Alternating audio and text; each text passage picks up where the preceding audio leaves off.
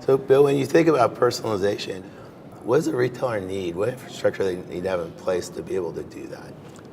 Probably the key thing a retailer needs to have in place to do the personalization is a rich set of product attributes. Now, back in the day, product attributes were limited to color and flavor and a few items like that. But today, many products have literally hundreds of attributes. It could be an ingredient attribute, it could be a claim attribute, it could be a health attribute. So their entire business is being built today to assemble rich attribution that allows a consumer to be able to make a judgment about a product and decide whether it really fits their need or not. Most retailers that we work with, we see they're struggling just to maintain the product description. And when you're talking about hundreds, thousands of attributes, how do you see a retailer managing those? The management of the attributes is tricky, and you're absolutely right. Retailers struggle keeping track of data at a fairly basic level in many cases.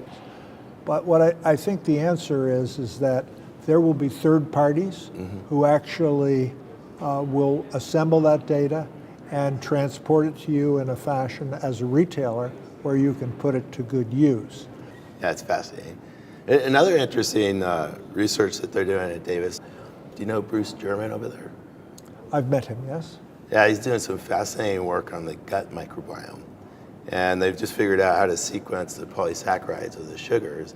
And where that's going is that they'll be able to recommend diets specific to certain bacteria cultures. And I think that could be really transformed to be able to give consumers the information on what foods to eat to affect their gut bacteria cultures. To me, the microbiome is a perfect example of personalization right down to the one-to-one level, because the analysis that can be done today will say exactly what your condition in your gut is and mine, and the recommendations would be highly personalized to you or me. A retailer who delivers that kind of recommendation, and we feel the effect, which we're likely to do with the microbiome, I mean, that's pretty sticky stuff. And there's a lot of innovation going on with the dried foods right now. And what's important is the nutrients, like how much nutrients are stored in there. So giving the consumer that kind of information, I imagine would be really powerful too, directing them if they want frozen or canned, where the nutrients going to be best. The amount of nutrition is really something more and more people are interested in. So how a particular product is processed, whether it be frozen, canned, or dried, I mean, if the retailer and the producer can explain which has the best vitamin and mineral components to it, that's going to be very important to a growing number of people. And I think retailers can merchandise that very effectively to maybe draw people back to center store.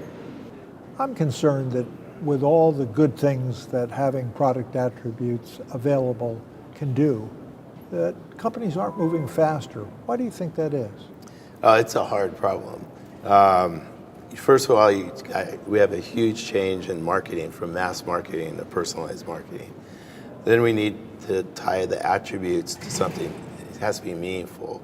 The way we look at it is using them to create a consideration set of what each consumer will consider when they're buying a product. Retailers struggle with just managing their product descriptions, and now you drill that down to 100 attributes for each product. That's a lot of work to manage. You look at some vendors like Amazon, push it out to their vendors to manage, but if you got 10,000 vendors, that's a lot to bring on board to manage those. The other areas we see is master data management for the attributes. Each category is different, and it'll have a different set of attributes. And we'll see each consumer is different in what attributes they value. So with the work you're doing at Gauge 3 with consideration sets, is that going to help people move forward faster in realizing the full value out of these product attributes? Yeah, absolutely. The consideration sets are really magical. They allow us to make sure we serve up relevant products, but also they can allow us to use trade funds more effectively. How do you develop a consideration set? We look at the attributes of the products that the consumer is buying, and that's a behavioral modeling point. So we use machine learning to cluster those sets of attributes and know what they're looking for. And then there's another way we manage it is through what objectives does the consumer have, and that's more of a top-down. Behavioral, look at the history, when they set their objectives, and maybe they come to the doctor and they see they're gluten-free, then you'd want that to, you don't want to wait for the history of the product purchases. You can start recommending right away. Gotcha. So you're able to help your clients more quickly implement and get to the value of these attributes, even though it's a great, big, complicated job. We're moving in that direction. Today, we're helping retailers manage the attributes to compare products to their competitors. So the store brands is a real challenge, especially retailers like Aldi come in with 90% store brands. How do you compare? You can't just scan the UPC and know the product.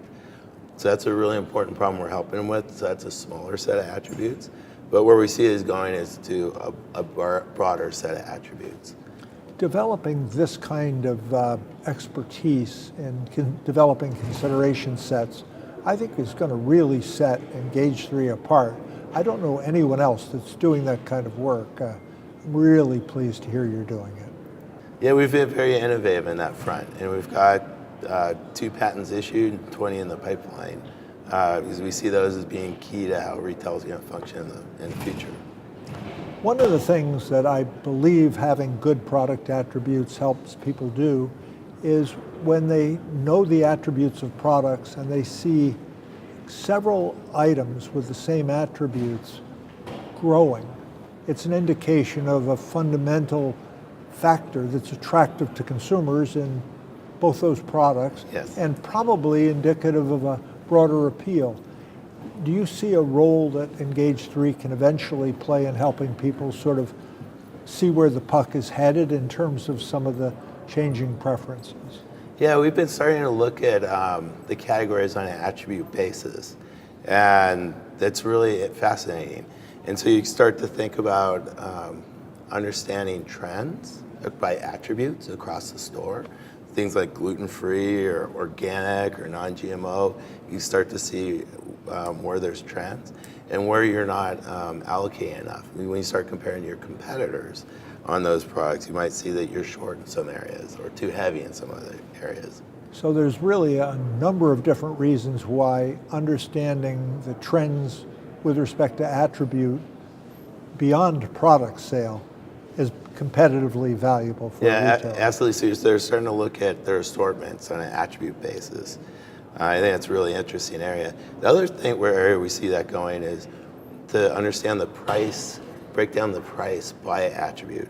So we know that way we can compare products better to competitors or even products within the category. What should that gap be in price?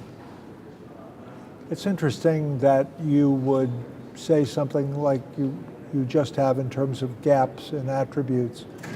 We try to eat low sodium products in our household, and the gaps between comparable items in the amount of sodium per consumption is huge, and we'd happily pay a premium, and we certainly like to have our attention drawn to the low sodium items because that's what we want. Right now, we have to work hard to figure that out on our own. Is there going to be a way in which eventually you think people present their or curate their assortment so that things like low sodium pop up more quickly and easily for folks like us? Yeah, I'm starting to see retailers put signage up identifying the gluten-free products or the low sodium products. But as you said earlier, there can be 100 or 1,000 attributes for a product. And I think it's perfect area for a digital environment or to have a digital assistant that's just guiding you by what you want. But reading through those labels is a lot of work, and it's too much work for most consumers. Private label. Do you think these trends support more focus on private label? Will private label be more attractive as a result of the emphasis on attributes and things like that? Absolutely. There's a article recently in the Harvard Business Review where they're talking about consumers buy bundles of attributes. as opposed to a brand. If you look online, we're seeing consumers search more by attributes. And probably the more that attributes, that data is available and clean, we're going to see more of a focus on attributes than brands. Love the idea that consumers are buying bundles of attributes. Now, if I was in the brand business, I think I'd get a little self-conscious. I suspect where that's going is it's going to be competing on attributes much more than price. So I think we're going to see attributes come up to the level of price and being a lever to move the sale. And the key is going to be knowing what attributes resonate with what consumer. To reinforce your point, I will pay a pretty good price for dark chocolate to take advantage of the flavonoid effect and improve blood circulation. I'm not asking for, a discount on that. I want the benefit of that. And I think we're going to see more and more of that behavior. And that's an exciting part about personalization. And it allows the manufacturer to capture more value when the consumer values it. And they have the flexibility to price low to get people to try the product. Well, Bill, it's been great talking to you, and I always enjoy over the last 25 years getting together with you and your passion for pricing and your curiosity, and you're always learning. Well, right back at you. You've had some amazing accomplishments, and you're clearly on the edge of making some additional really major steps forward. You've got to be proud of that in your current company. Well, thanks again, Bill, and look forward to seeing you again soon. It'll be my pleasure to get together with you whenever we can.